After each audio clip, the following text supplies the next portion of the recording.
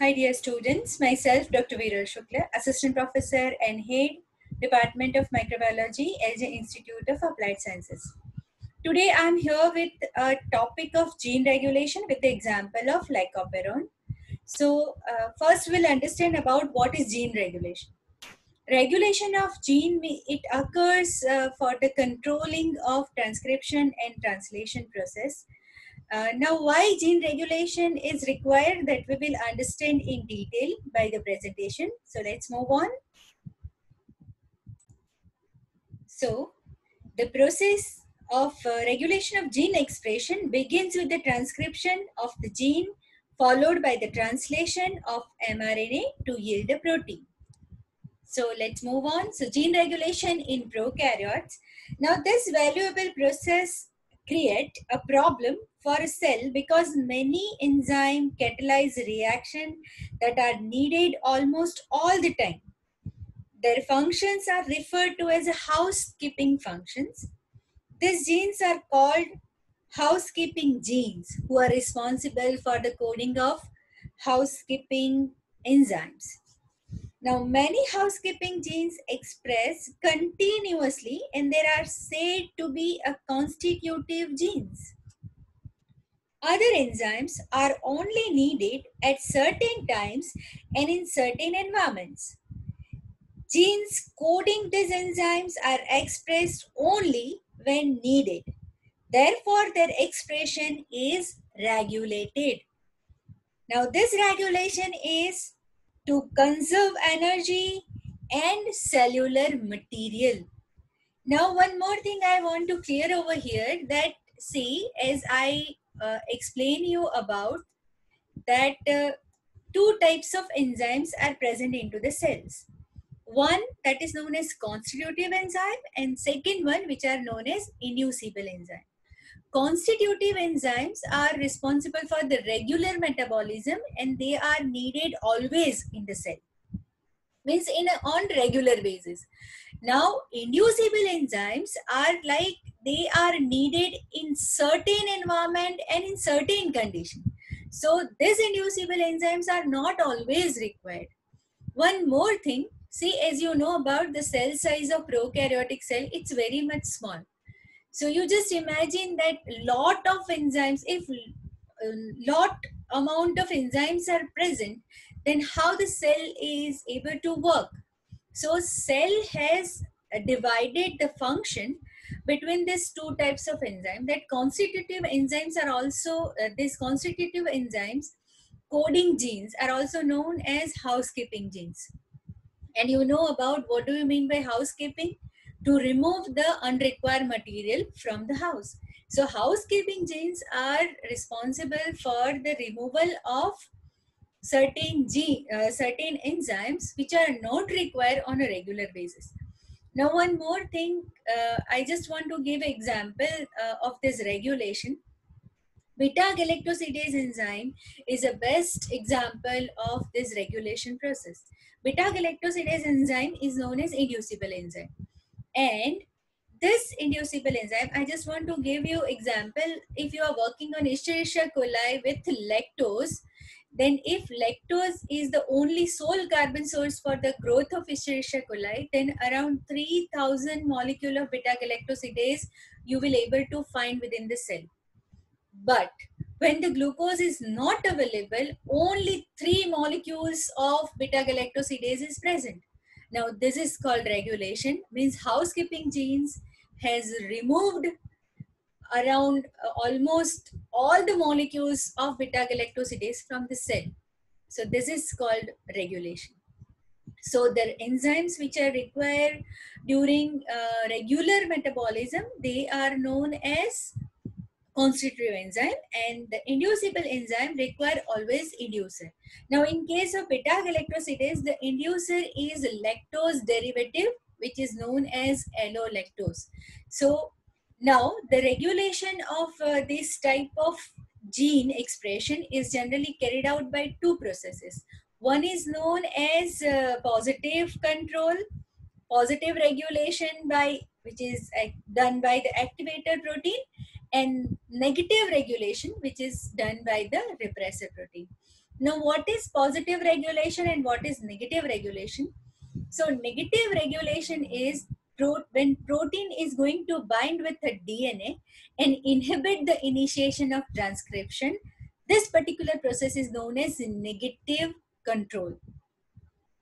Now, in this process, the protein which is going to bind with the DNA, this particular protein is always known as repressor. So in case of negative regulation, repressor are responsible to stop initiation of transcription. Now in case of positive regulation, they are known as activator protein.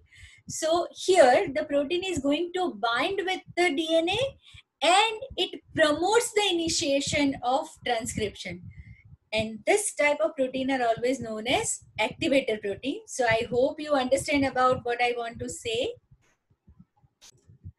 Okay, so let's move on the example of gene regulation, and that is lac-operon. So what is lac-operon? Lac-operon is an operon or a group of genes with a single promoter that encode genes for the transport and metabolism of lactose in E. coli and other bacteria. So let's move on.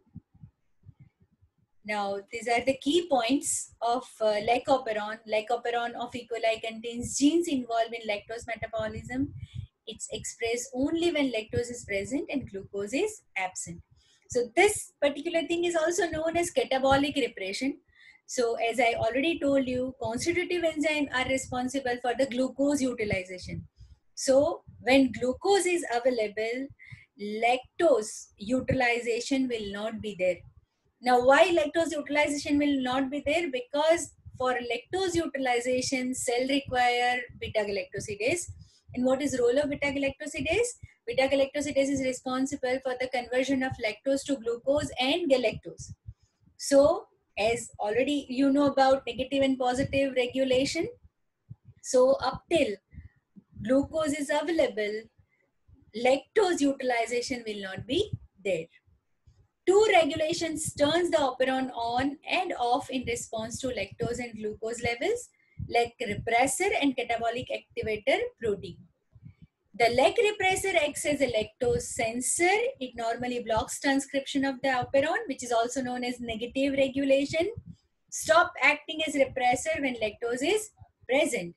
The lac repressor senses lactose indirectly through its isomer allolactose, that is a lactose derivative, which is also working as an inducer. And catabolic activator protein acts as a glucose sensor. It activates transcription of the operon, but only when glucose levels are low. CAP senses glucose indirectly through the hunger signal molecule that is known as cyclic AMP. So now let's move on the structure of operon.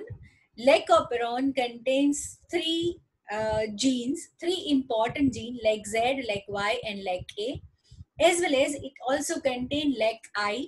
This like I is responsible for the synthesis of repressor protein.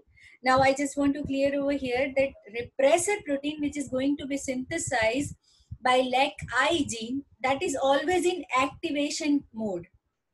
So whenever repressor is synthesized, that repressor, it is in activation mode, so it is going to directly bind with operator site. So transcription will not initiate it. So genes in lac-operon specify proteins that help cell utilize lactose, like Z encodes an enzyme that split lactose into monosaccharide that I already explained you, glucose and galactose. So I just want to explain you that this particular genes are responsible for what type of synthesis. So let's move on the figure first. So here you can see that LEC-I, which is going to produce inactive inhibitor, and this inactive inhibitor converted into active inhibitor. So this polycystonic mRNA is going to produce inactive inhibitor, and this is converted into active inhibitor. Now here the LEC-Z, which is responsible for the synthesis of beta-galactosidase, LEC-Y, which is responsible for the formation of LEC permease, and LEC-A, which is responsible for the synthesis of thiogalactoside transacetylase. Now, the role of this particular enzyme is not very much clear, but the role of lactose permease is to transport lactose from outside within the cell. And you know about the role of beta-galactosidase. It is responsible for the conversion of lactose to glucose and galactose, as well as it is also responsible for the formation of allolactose, which is going to work as inducer for the synthesis of beta-galactosidase. So now see, if this inhibitor, that is known as repressor, it is always in active condition. So when this active inhibitor is going to bind with the promoter and operator site, RNA polymerase will not able to bind with this particular site. So the transcription will not be able to initiate. Now, if this allolactose is going to bind with this inhibitor or repressor, then this particular inhibitor will not be able to attach with the operator or promoter, and here the RNA polymerase will able to initiate the transcription. So this is the actual process of lac-operon. So once again here I want to clarify you that repressor protein, which is going to be synthesized by the LEC-I gene, which is always in active form. And that active form of repressor is going to bind with the operator site of lac-operon. And it means lac-operon is always in off mode, right? But when the inducer is available, then only this lac-operon will be in a on mode, because that allolactose derivative, which is working as inducer, that is going to bind with the repressor, and repressor will be in a form of inactive. So now the lac-operon will be start. So that whatever I have explained you, that is written over here, that repressor is a protein that repress or inhibit the transcription of the lac-operon. It will not initiate the transcription. It does this by binding to the operator, which particularly overlap with the promoter. So the LEC repressor gets in RNA polymerase way and keeps it from transcribing the operon. And allolactose is the example of an inducer, a small molecule that triggers expression of gene or operon. So now, so let's go with the catabolic expression, catabolic repression once again.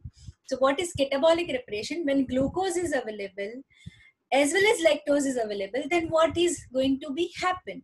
First, glucose will be utilized, because glucose is always utilized by the constitutive enzymes. And as you know that constitutive enzymes are always present in the cell. So if glucose is present and lactose is absent, then this particular repressor, which is synthesized by the LEC-I gene, this LEC-I gene is going to synthesize a repressor, which is always in active form.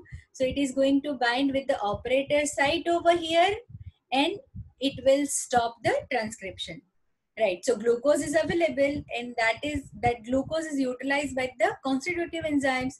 So beta-galactosidase will not be synthesized. Now here, second example, that glucose is present, lactose is always present, also present. So here, this CAP, that is catabolic activator protein, that is bind over here, but here once again glucose is going to utilize by the constitutive enzyme, and they are present within the cell. So as such, there is no requirement of transcription. But here lactose is also present. So allolactose derivative is going to bind with the repressor. So repressor will become inactive. But here glucose is also present. So only very low amount of transcription will be there. So around 2 to 3 molecules of beta-galactosidase will be synthesized. Now the third option, that is glucose absent, lactose present. Now here, this CAP is going to attach with cyclic AMP, because cyclic AMP is known as a hunger signal, right? Now, when glucose is in a low concentration within the cell, then only cyclic AMP will be activated. and it is going to attach with this cap, and this cap site is going to attach with the promoter, and here they are going to open the site for the RNA polymerase to settle. So transcription will be initiated, and allolactose is also present as lactose is present. So it is going to bind with the repressor protein, and repressor protein will be inactivated. By that way, now here I want to clear that repressor protein is always attached with the operator site. Operator site is after the promoter, so downstream to the promoter, and activator protein site is far away from the promoter site, right? So it is upstream to the promoter, and this operator is downstream to promoter. So repressor is bound to the downstream, and activator protein binds to the upstream. So for this upstream and downstream, you have to refer transcription process. So I hope you understand from that. Now let's move on. Now, here we'll understand about catabolic activator protein, that is CAP. Now, that CAP is actually responsible for the positive regulation of lycopyrrone.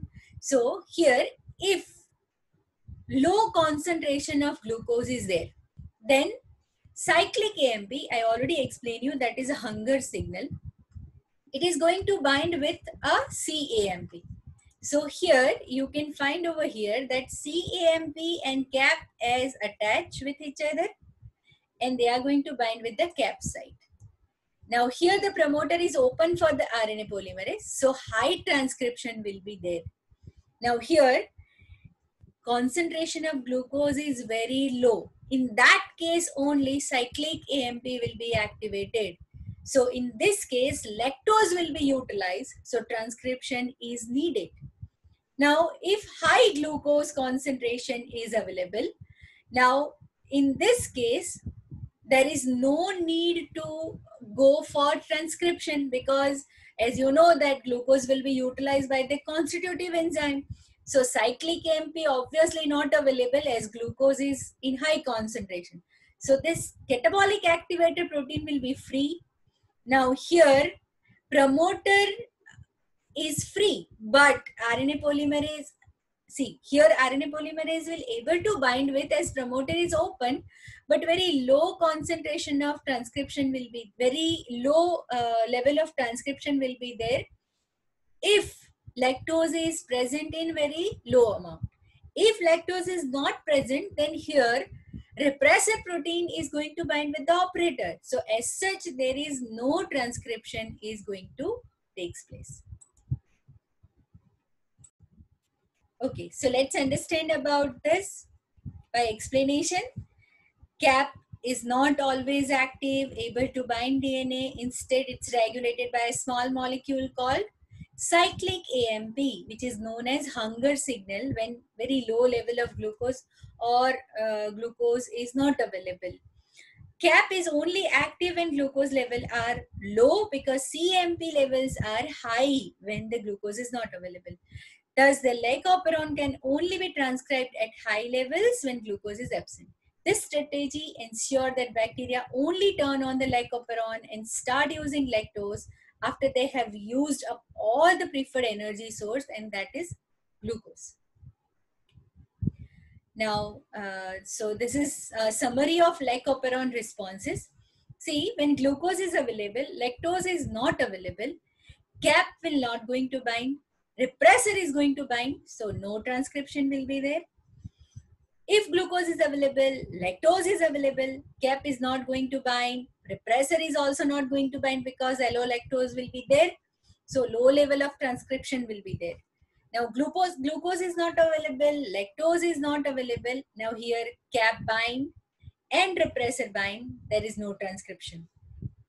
When glucose is not available, lactose is available.